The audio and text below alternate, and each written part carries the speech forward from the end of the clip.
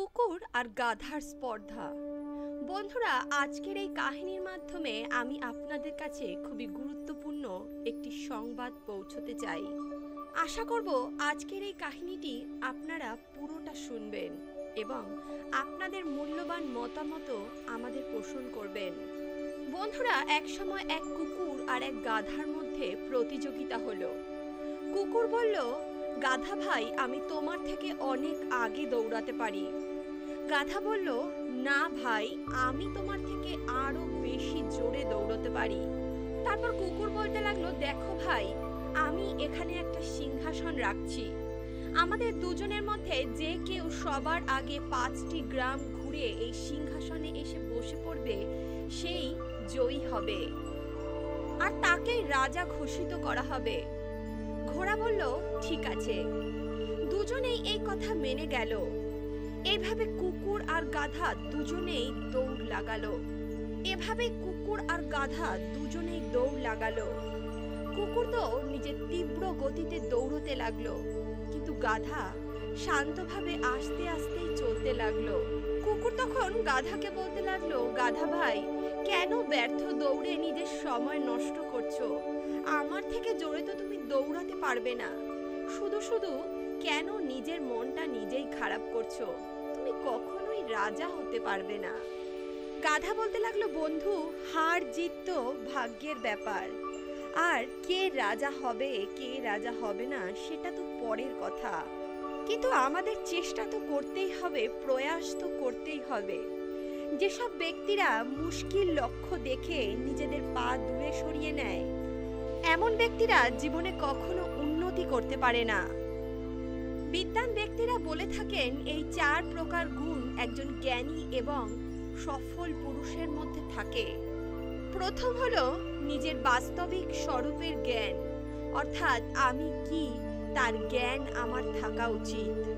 দ্বিতীয় হলো প্রয়াস, অর্থাৎ চেষ্টা, আমার মধ্যে সব সময় নতুন কিছু করার চেষ্টা থাকা উচিত। তৃতীয় হলো দুঃখ সহ্য করার ক্ষমতা। যে ব্যক্তির মধ্যে দুঃখ সহ্য করার ক্ষমতা থাকে, সেই ব্যক্তিকে জীবনে কেউ কখনো হারাতে পারে না। কোনো পরিস্থিতি তাকে হারাতে পারে না, তার মাথা নত করতে পারে না। চতুর্থ হলো ধর্মের প্রতি স্থিরতা। যে ব্যক্তি নিজের বাস্তবিক স্বরূপ সম্বন্ধে অবগত নয়, অর্থাৎ যে ব্যক্তি জানে না আমি এই কাজটা করতে পারবো না, সে জীবনে কখনো উন্নত হতে পারে না। যে সকল ব্যক্তিদের মধ্যে সামর্থ্য থাকা সত্ত্বেও তারা কখনো চেষ্টা করে না, তারা কখনোই উচ্চ শিখরে পৌঁছতে পারে না। যাদের মধ্যে দুঃখ সহ্য করার ক্ষমতা থাকে না, সামান্য দুঃখেই যারা ভেঙে চুরমার হয়ে যায়, সে সকল ব্যক্তিরা নিজের জীবনের লক্ষ্য কখনো স্থির করতে পারে না, তারা কখনোই জীবনে সফল হতে পারে না। যে সকল ব্যক্তিরা নিজের ধর্মের প্রতি স্থির থাকে না, তারা সর্বদা দুঃখী এবং অপমানিত হতে থাকেন। বন্ধুরা, গাধার কথা শুনতে শুনতে কুকুর যখন একটি গ্রামে পৌঁছলো, তখন সেই গ্রামের অন্যান্য কুকুররা তাকে ঘিরে ধরলো। সেই গ্রামের কুকুররা তাকে মোটেই সহ্য করতে পারলো না। বন্ধুরা, কুকুরের মধ্যে তো এমনটা আপনারা সকলেই দেখেছেন, এক পাড়ার কুকুর আরেক পাড়ায় গেলে তাদের মধ্যে ঝগড়া বেঁধে যায়। সেই কুকুরটি বারবার সেই অন্য কুকুরদেরকে বোঝানোর চেষ্টা করতে লাগলো, দেখো, আমার সঙ্গে গাধার স্পর্ধা হচ্ছে, আমি গাধার সঙ্গে প্রতিযোগিতায় নেমেছি, আমি ভবিষ্যতের রাজা হতে চলেছি, আমাকে তোমরা ছেড়ে দাও। কিন্তু অন্য কুকুররা তার কোনো কথাই শুনলো না। সেই কুকুরগুলো ওই কুকুরটিকে খুব মারলো। যেমন তেমন ভাবে ওই কুকুরটি নিজের প্রাণ রক্ষা করে অন্য একটি গ্রামে পৌঁছলো। তখন সেই গ্রামের কুকুররাও অন্য গ্রামের কুকুর ভেবে ওকে খুব মারধর করলো। ঘন্টার পর ঘন্টা ওই কুকুরটির এই বিষয় কেটে গেল যে আমি এই কুকুরগুলোর থেকে কিভাবে নিজেকে ছাড়াবো। এমন পরিস্থিতিতে সে খুব গুরুতরভাবে আহত হয়ে গিয়েছিল। আহত অবস্থায় যেমন তেমন ভাবে সে নিজের সিংহাসন অবধি তো পৌঁছে গেল, কিন্তু সেখানে গিয়ে সে দেখতে পেল গাধা অনেক আগেই ওই সিংহাসনে গিয়ে বসে আছে।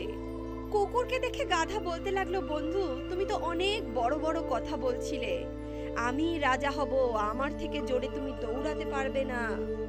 কিন্তু বন্ধু, আমি তো দেখছি তুমি অনেক বিলম্ব করে দিয়েছো আস্তে আস্তে, আর তাও এই দশায়। কুকুর বলতে লাগলো, মিত্র, রাজা তো আমিই হতাম, কিন্তু কি করব, আমার সঙ্গী সাথী, আমার সম্প্রদায়ের লোকেরাই চাইলো না যে আমি রাজা হই। আমি তাদেরকে সমস্ত ঘটনাও বলেছিলাম, কিন্তু তারা আমার কোনো কথা শুনতে রাজি হলো না। এই কারণেই তুমি আমার থেকে যোগ্যতায় অধিক না হয়েও আজ রাজা হয়ে গেছো। বন্ধুরা, এই একই দশা আমাদের মানুষেদের সঙ্গে হয়ে থাকে। আমরা আপন ব্যক্তিদের উন্নতি দেখতে পারি না। যদি কোনো ব্যক্তি নিজের কঠোর পরিশ্রম এবং প্রচেষ্টার দ্বারা নিজের কাঙ্ক্ষিত লক্ষ্যে পৌঁছতেও চায়, তাহলে তার সেই উন্নতি আমরা দেখতে পারি না। আমাদের রীতিমতো হিংসে হতে থাকে। আমরা ভাবতে থাকি, এই ব্যক্তি আমার থেকে উপরে কিভাবে উঠে গেল। আমরা হিংসার বশবর্তী হয়ে আমাদের সমস্ত শক্তি তাকে নিচে নামানোর জন্য লাগিয়ে দিই। আমরা এটা একবারও ভাবি না, ওই ব্যক্তিটি যে কঠোর পরিশ্রম করে এই জায়গায় পৌঁছেছে, আমরাও সেই একই রকম পরিশ্রম করে ওই জায়গায় পৌঁছতে পারি। কিন্তু আমরা কি করি, আমাদের সমস্ত সত্তা, আমাদের সমস্ত শক্তি, সেটা মানসিক শক্তি হোক অথবা শারীরিক শক্তি, ওই ব্যক্তিকে নিচে নামানোর জন্য ক্ষয় করে দিই। এর ফলে আমরা কুকুরের মতোই নিজেদের মধ্যে নিজেরাই লড়াই করে আসল সত্তা অর্জন করতেই পারি না। আর যোগ্যতা ছাড়া কোনো ব্যক্তি একটি সুন্দর পদে অধিষ্ঠান করে। এই একই সমস্যা মনুষ্য জাতিতে বিভিন্নভাবে ছড়িয়ে রয়েছে, যেমন ধর্ম আর জাতির দিক থেকে। বন্ধুরা, যেই দেশের সমাজ বিভিন্ন ভাগে বিভক্ত হয়ে যায়, সেই দেশ উন্নতির পথে বাধা হয়ে দাঁড়ায়। সেই দেশে কখনো উন্নতি আসে না। এই সম্প্রদায়গত বিভাজন আমাদেরকে অবনতির পথেই ঠেলে দিচ্ছে। আমাদের উচিত আমাদের পরিবার এবং আমাদের সম্প্রদায়কে সঙ্গ দেওয়া। তবেই আমরা একটি সুন্দর এবং উজ্জ্বল ভবিষ্যতের মুখ দেখতে পারবো। বন্ধুরা, আজকের এই ভিডিও যদি আপনাদের ভালো লেগে থাকে, আজকের এই প্রসঙ্গ যদি আপনাদের ভালো লেগে থাকে, তাহলে অবশ্যই ভিডিওটিতে একটি লাইক করুন। বন্ধু বান্ধব আত্মীয় পরিজনের সঙ্গে ভিডিওটি শেয়ার করুন, আর অন্তর্মন থেকে বলুন, রাধে রাধে।